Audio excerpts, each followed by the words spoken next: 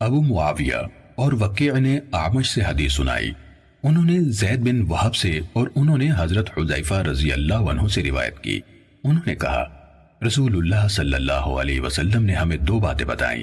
ایک تو میں دیکھ چکا ہوں اور دوسری کا انتظار کر رہا ہوں۔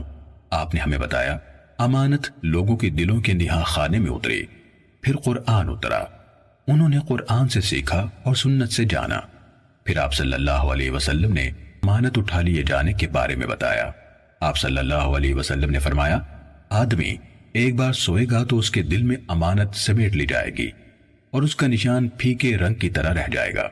پھر وہ ایک نیند لے گا تو بقیہ امانت اس کے دل سے سمیٹ لی جائے گی اور اس کا نشان ایک آبلے کی طرح رہ جائے گا۔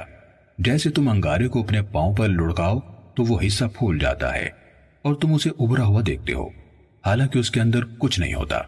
پھر آپ صلی اللہ علیہ وسلم نے ایک کنکری لی اور اسے اپنے پاؤں پر لڑکایا،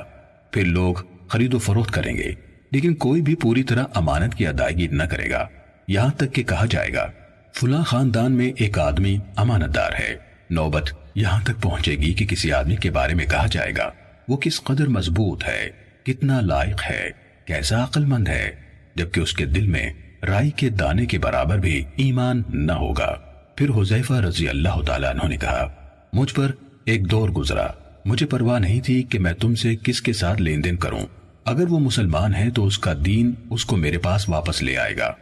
اور اگر وہ یہودی یا عیسائی ہے تو اس کا حاکم اس کو میرے پاس لے آئے گا، لیکن آج میں فلاں اور فلاں کے سوا تم میں سے کسی کے ساتھ لین دین نہیں کر سکتا۔ صحیح مسلم حدیث نمبر 367۔